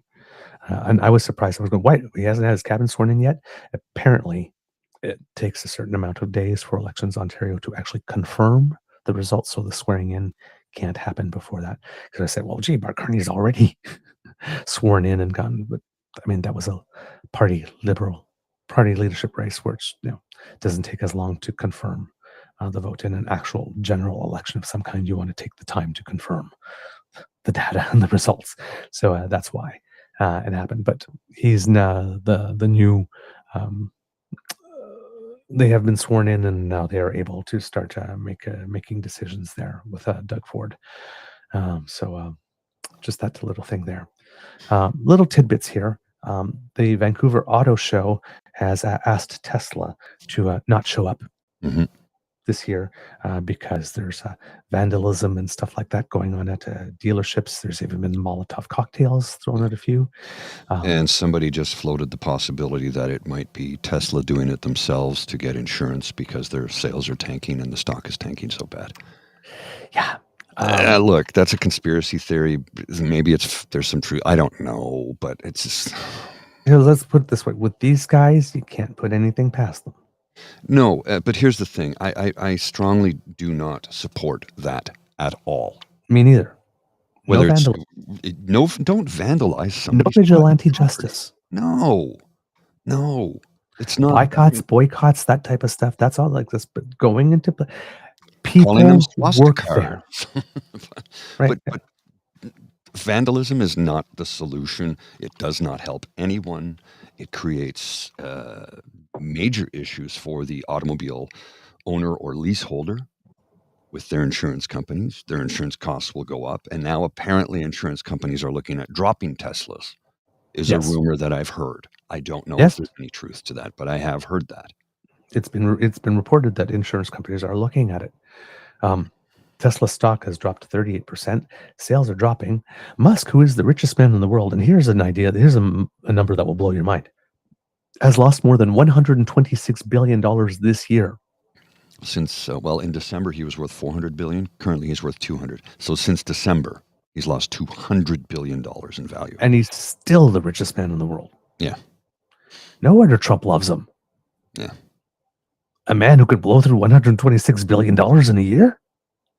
Who can lose 100? Trump only aspires to that. Well, he only bankrupted six casinos. Maybe I don't know if he reached $126 billion in 6 casinos, but he didn't do them simultaneously and maybe one at a time. But blow 100. Trump must just really want to do that, and no wonder Trump thinks he's an excellent businessman. But a man who loses $126 billion in 1 year probably should not be anywhere near the U.S. Treasury, though. Just saying. So, and it seems that there are some shareholders that are now calling for Elon Musk to be removed because CEOs usually try to not make themselves the news, and this guy has been taking up way too much spotlight, and it is affecting his fiduciary duty to the company. So it looks like there are people looking to throw him out. No wonder he's working so hard for Trump and begging for largesse to compensate for the money he's losing. In Turkey, the autocratic leader, Erdogan, who's 71, has had Istanbul's very popular two-term mayor arrested. Conveniently, the mayor was expected over the next couple of days to be chosen as the leader of the main opposition party. Wow, isn't that interesting? That would be going into an election that's about to happen in Turkey. And of course, the famous classic ones of accusing him of corruption and terrorism in order to arrest him, to take him out, which sparked massive protests throughout the country. About 100 other people were arrested as well, of course, including journalists and certain business people. Erdogan has been prime minister first and then president, kind of like Putin, since 2014. And though he is limited to 2 terms, which Putin was limited, I believe, in certain terms. He's trying to get around it by declaring an election early. If I don't complete this term and have an election early and secure another 5 years, then I'm Wait a second. I got another term before my term limit was up, so I can stay past the term limit, right? No. It's not how it works. Yeah. Not how it works. So- From J.D. Vance, Vice President of the United States of America. Europe doesn't understand or respect core democratic values. 8 seconds later, French scientists denied U.S. entry after phone messages critical of Trump found. France's research minister said the scientist was traveling to Houston for a conference when his phone was searched. I thought they were all about the free speech. Interesting. J.D. Vance, Europe doesn't understand or respect core democratic values. 8 seconds later. Yeah. All federal funding from Trump, all federal funding will stop for any college, school, or university that allows illegal protests. Agitators will be imprisoned or permanently sent back to the country from which they came. American students will be permanently expelled or, depending upon the crime, arrested. No masks. Thank you for your attention to this matter. J.D. Vance, Europe doesn't understand or respect core democratic values. 8 seconds later. Trump administration presses Romania to lift restrictions on Andrew Tate. Brothers Tristan and Andrew Tate have been charged with sexual misconduct, organized crime, and money laundering. I wonder why Trump wants them to get turds of a feather. We're in the most absurd of times. Yep. More talking about absurd. It seems that ceasefire between Israel and Gaza is no more. Israel has just started bombing all over again. According to the Gaza Health Ministry, 450 people have been killed for the past 2 days. So, way to go, Donald. You solved that one. And apparently, with Ukraine and Russia, because Trump is going to solve that one too. I mean, he was supposed to solve that one on the first day, remember? Well, it seems that President Zelensky took a couple of chances, a couple of gambles that paid off, because after that meeting at the White House that went terrible, which was a setup, apparently IQ 47 and President Zelensky had a very good, quote, fantastic call yesterday. I'll believe that when I see the Zelensky side of the readout of that call. But it seems that Zelensky. Okay, it seems that Zelensky is sending the signals that he's open to terms for a ceasefire deal, knowing that Putin, or at least banking on the fact that Putin will never, ever, ever, ever really actually agree to them. So now Zelensky is looking like the guy who wants to be reasonable. Oh, yes, Mr. Trump, I'm perfectly happy to accept your deal like this. All we need to get is Vlad to sign. Well, so now Trump has to deal with trying to get a deal with another Trump, who's a man whose word means absolutely nothing. Nothing. This is Zelensky just has to wait for both of them to one day decide they're going to be honest and truthful, and maybe a ceasefire will happen. From Newsweek, this was published an hour ago. Ukrainian President Volodymyr Zelensky has pushed back against elements of Donald Trump's 30-day ceasefire proposal, warning on Thursday that the issue is complex because some of the country's occupied regions are divided by a demarcation line. Zelensky spoke after Wednesday's phone call with the U.S. president, during which Ukraine's leader said Kyiv was prepared to pause attacks on Russia's energy infrastructure as an initial step toward what he hoped would lead to a lasting peace. Why it matters. Trump has been holding talks with Moscow and Kyiv as part of his election pledge to bring an end to the war in Ukraine, which is now in its 4th year. However, his efforts to broker a ceasefire have largely been unsuccessful. Zelensky's latest remarks underscore the challenges ahead before any potential peace agreement can be reached. The issue of territory will be most difficult, Zelensky told reporters on Thursday, of a potential ceasefire and peace deal. Russian President Vladimir Putin has demanded that Ukraine cede its occupied territories, Donetsk, Luhansk, and Kherson. There's one, Zaporizhia, I think. Zaporizhia. Zaporizhia and Kherson, and recognize Crimea, the Black Sea Peninsula that he annexed in 2014, as Russian. Ukraine has so far rejected the demands, and I would too. I would too. Zelensky said some towns and cities are split by a contact line, and if in some places you leave this line, you will simply leave places or towns without life. No one will return to half the city, and if somewhere it will return, if it happens to some big cities, then it will be Berlin all over again. I told President Trump honestly, do we want Berlin? Do we want many such cities? The Ukrainian president said, referring to the division of Berlin during the Cold War. Well, Trump The does like 96-mile Berlin Wall, which cut through the center of the city from 1961 to 1989, was designed to stop people fleeing from Soviet-controlled East Berlin to the west. The issue of territory will be a challenge for us, for everyone. We will defend Ukraine as much as possible in these issues, but it will be very difficult for us, Zelensky said, adding that Ukraine doesn't legally recognize any of its occupied territories as Russian. Mm-hmm. I can You see need to Trump. understand something here, is that they want Trump and Putin's idea of a ceasefire or an end to the war is you give us everything we want, Mhm. and you get none of what you want.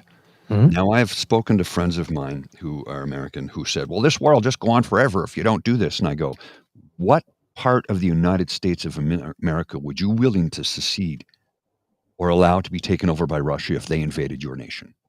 Wouldn't you fight to the last man's breath? Or would you just go, well, we just don't want the killing to continue, so we'll just give up all our territory? No, you wouldn't. And if you tell me that you would, you're lying, and I know you're lying. I know you're lying. You wouldn't give up a square inch. So don't tell me this is the right move. You are in a cult. Yep. If you think Trump is doing the right thing by saying, well, Putin wants all this area, we'll just let him have it. No. They are the invaders. They are the aggressors. Ukraine is defending their sovereign territory. Yep. To give up any of it is absolutely unacceptable. Yep. Period. The same thing when I got mad at my friend for this because he says, well, I said, no. Your president wants to annex my country. Do you think I will give up a square centimeter of it? I will fight to the death to protect this nation. And there are millions more like me. Mm-hmm. Millions more like me. Mm-hmm. People who have never held a rifle in their lives are suddenly joining gun clubs so they can learn how to shoot. Mm-hmm. So they can learn how to load, reload, and clean the weapon. Mm-hmm. They learn safe handling of the weapon. So that if you need a firearm to take up arms against an aggressor invading us, you're prepared. Mm-hmm. Don't tell me we need to end the war by handing over land. That's bullshit, and you know it. I have the feeling that the military's recruitment issues are going to... their numbers have just gone through the roof for the amount of people signing up. Yeah, they're going to. Yeah. In Russia, it seems that, like I said, Zelensky is calling Putin's bluff because Putin will never agree to anything. And Putin's proven him right because apparently there were some terms that they had to agree to while they were trying to negotiate in the ceasefire. And Putin's still bombing energy infrastructure. So Putin can't quit his mission. Because if he quits his mission, he has no longer any reason to exist. Correct. As the leader of that nation. Well, and if Trump will never hammer out deals of a ceasefire that will satisfy Putin. And if the deal between Trump and Putin behind the back door is that they're carving out which each will take, if Trump really believes that Putin is the kind of man that will actually let Trump keep his share once it's all done, Trump's a stupid motherfucker. Pardon my language. The other thing to consider here, and I spoke to somebody about this the other day. I said, how did the 3-week invasion and takeover of Ukraine go for Russia? Ukraine has a population of 44 million. Yeah, but they have a larger standing army than Canada. Yeah, they do, but they don't have an air force. They don't have fighter jets. They don't have a navy. They had a larger army. Sure, okay. And they're fighting back with drones. We can increase our numbers very quickly and very rapidly because Canadians will always answer the call when the call is made. We always have, we always will. We will do what it takes to protect our way of life. Yes, we will. There are almost 42 million of us. There are a lot of new Canadians who will take up arms to Yep. protect the homeland, the place that took them in. And I will tell you something else. There are an awful lot of Americans that would work with us in the underground and the resistance. I guarantee it because they want no part of that bullshit either. Absolutely. Completely agree with you, sir. Completely agree. And with that, I want to share an image sent to me from Uncover the News, which I think you'll like. And this is from the Toronto Sun, of all places. And I think it's rather pertinent and poignant that he recreated the cartoon of raising the flag at Iwo Jima. In this case, it's Canadian soldiers raising the Canadian flag while sticking the flagpole up Trump's buttocks. And here's why this is poignant and pertinent in this instance. The United States of America just removed all references to Ira Hayes on the website for veterans. Because Ira Hayes was an Indigenous man. Ira Hayes was one of the members of the flag bearers at Iwo Jima, and they removed all references to him. Why? They said DEI. How is it that an Indigenous man who volunteers to fight in a war overseas for a country who has pushed his people to unfarmable lands, how is that DEI? Please explain that to me because I do not understand it. A man who was pushed to the margins of society and decided to get up and fight for the country that hated him and did it anyway. They removed all references to him. They did the same thing for Jackie Robinson as well. Yeah. So if you are not a white male, because you know what they did also?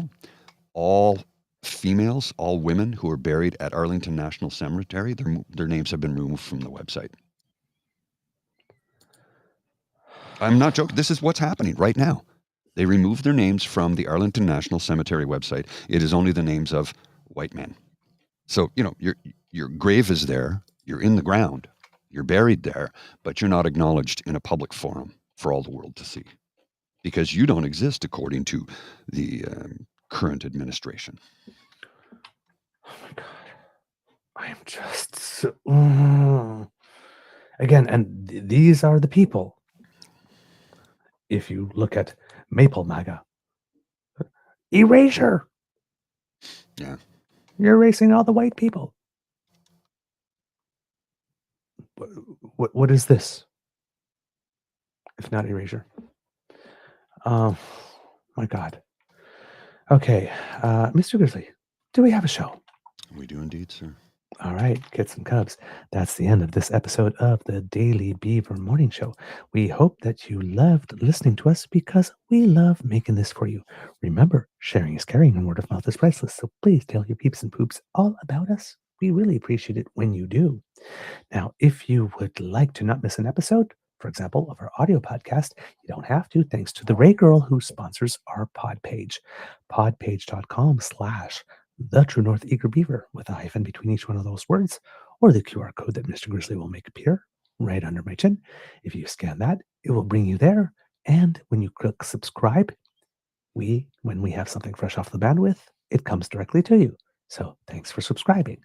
If you would like to help us in other ways, then you need to surf yourself on down to the True North Eager Beaver Media Incorporated YouTube page, where Kits, Cassie, and Elaine will be beckoning you to flick, click, and lick our buttons.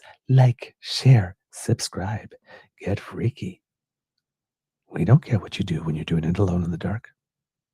Have fun. And thanks for your support.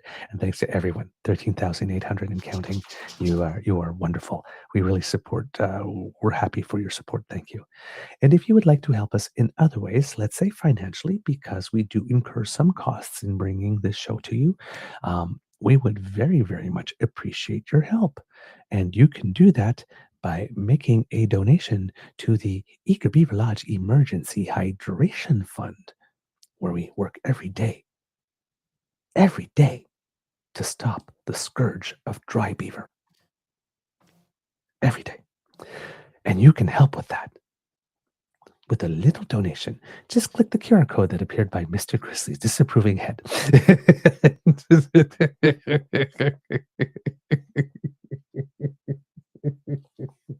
And it'll bring you to our coffee page. Again, ko-fi.com/eagerbeaver, all in one word.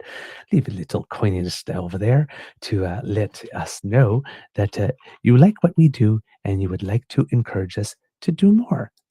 That would be absolutely delightful. And you can do that, as did our good friend Kid Hugh the other day. Thank you so very much for having supported us. We really, really, really do appreciate all the help. So yeah, and let's see. I believe that Kit Hugh also left us a little message. Very simple. Resistance is never futile. We are the damn fam. Assimilate. And a little thank you as well to our friend, Mr. Kit T. Wigmore, who has sent us a little message of encouragement. Good morning. That podcast this morning, this was on Tuesday's podcast, was much like sitting on my comfy couch with a cup of freshly roasted and freshly ground dark roast coffee. At least that is the best description I can come up with to paint the feeling after visiting the lodge. I like that feeling. Thanks you both for your clarity, analysis, humor, and humility. And then Mr. Wigmore asks us a few questions about the actually podcast and how we came about and stuff. So we're not going to do it on this show, but I will remember to note this. And when we do our podcast on Saturday, if you would like to join us, we'll take some time to answer the questions. And Kits and Cubs, if you do have any questions about how things came about and how we came about and all that kind of stuff, send that to us too. We're happy to do Q&As on the behind the scenes and the stuff and how we came to be. If you want to know more about us in the show, we definitely welcome that. So we do have your questions, Kit T. Wakemore, and we will definitely be answering them for you. Like this. So if you tune into our podcast on Saturday, I'll try to remember until Saturday to have that for you there. We'll have a little discussion about that. But thank you for those wonderful words. They bring sunshine to my day. So thank you. Because democracy is something that you do, Kits and Cubs, liberal leadership election in Quebec. That's very important. But again, I would say write your MPs and senators and really ask them to put on the agenda taking back control of our media ownership laws. We have to change it. We have to change this. Yes, we do. Because we might get lucky this time that we have some person that slid in at the last minute and made sure that the Conservatives don't win. But we can't keep on hoping that. We have to make some structural changes to make sure that we stop losing the number of people that we are losing to whatever it is that force is. Well, that's making people go down these rabbit holes. I gotta read something to you because I'm like, oh, you've got to be kidding me. From Canada's dumbest lawyer, Eva Chipmunk. Yeah.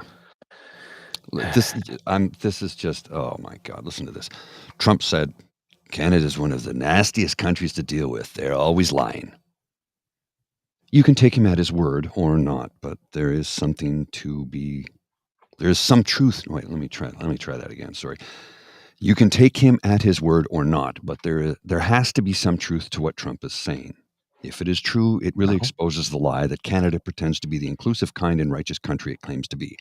As I said earlier today, if we aren't kind, inclusive, and caring, let's drop the act. The mask is slipping and the world is starting to see the real face beneath. Okay, you sellout, traitorous individual. I believe the expression is from the movie The Women, 1939. There's an expression for you, ladies, but it's not used in high society outside of a kennel. Correct. Wow. Yeah. Wow. Yeah. That's an interesting face to be presented. You think?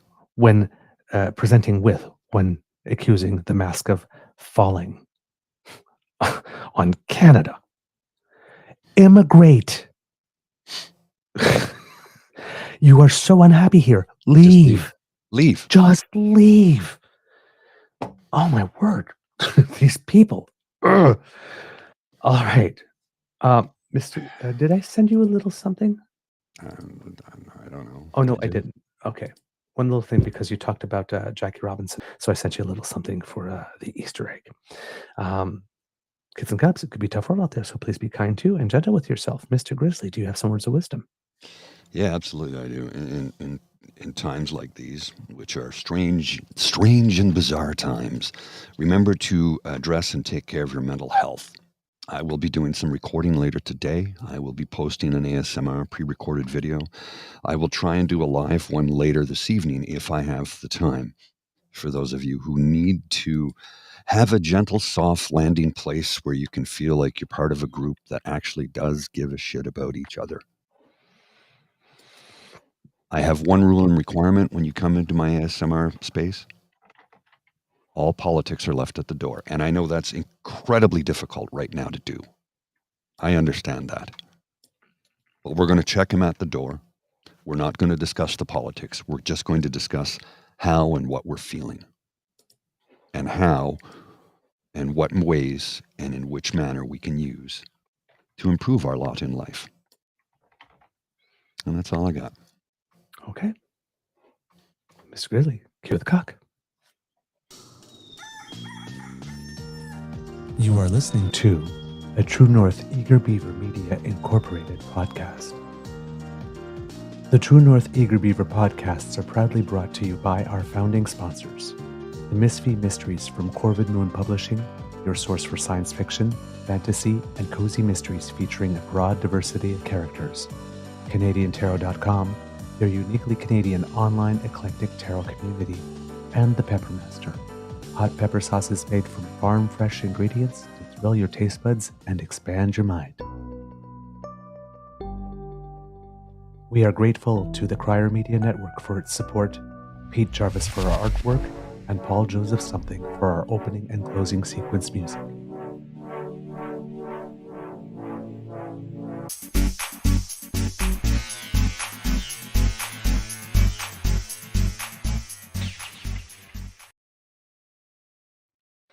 I have a snarfly groaning puppy dog representing me.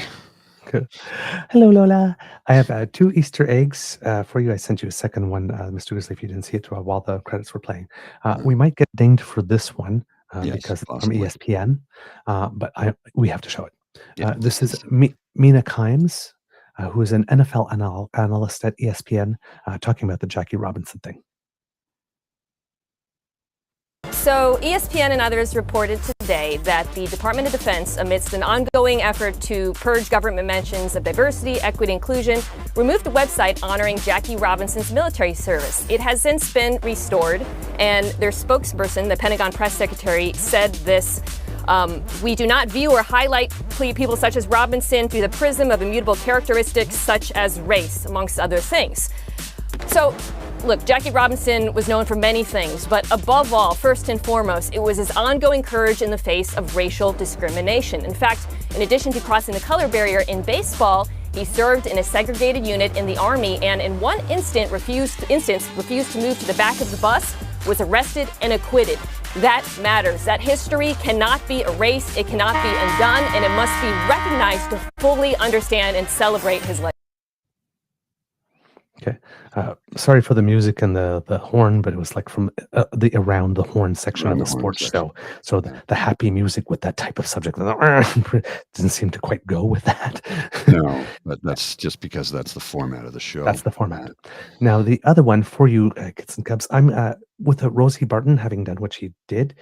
I'm going to leave you with a little bit of something that will probably make you happy if you're not pleased with what she did, coming from Elizabeth May. Yeah, this is actually pretty good. So this is Coffee Makes Everything Better. Elizabeth May coming in super hot. And from Steve Boots, why is this so hilarious to me? Rosemary Barton, I hope all the conservatives tweeting about me and my tough questions finally agree to appear in my program. They have an open invitation. Elizabeth May, over the top, off the top rope with the atomic elbow. Really? You have blackballed me for years. I remember you said, not on my show, ever again, when I insisted climate science was not up for debate. So if we had any doubt that Rosie was a conservative, if she wants to debate climate science on her shows, Yeah. as a journalist, just when you connect the dots and you pick all the little bits of information and put them together, you kind of get a picture, don't you? Yes. I want to read this one into the record for you. This is from Arlene Dickinson. She posted this, I guess, 12 hours ago.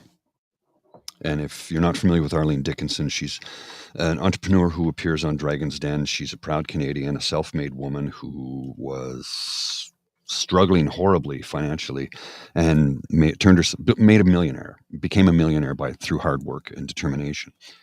And also on the Canada-U.S. Council's Relations Board. Correct. So this is what she had to say yesterday. He says he doesn't need Canada, that we're a burden, that we're taking advantage of the U.S. Then he says he wants us to be a state, that we should be American, that we should fall in line. So which is it? Are we worthless, or are we so valuable that he wants to claim us? You can't insult us, dismiss us, and then demand to own us. That's called hypocrisy and ridiculous. He slapped Canada with 25% tariffs on steel and aluminium, treating us like an enemy while only imposing 10% tariffs on China, the country fueling the fentanyl crisis. He claimed Canada was ripping off the U.S. in trade, despite the reality that the U.S. runs a trade surplus with Canada in many key sectors, including services. He dismissed Canada as unimportant and not viable, yet his own economy depends on our energy, our minerals, and our trade. And today, he called us nasty, while insisting we were meant to be American. Meanwhile, Canada consistently ranks among the top countries in the world for quality of life, safety, and having the nicest, friendliest people.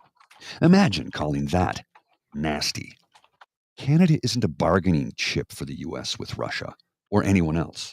We're not a piece of real estate up for grabs. We're a sovereign nation with immense value and resources and global influence. And we're not for sale. Annexing or him ridiculing. Elbows up, Canada. Stern words from Ms. Dickinson. That's called kicking ass and taking name, kids. I'll see you.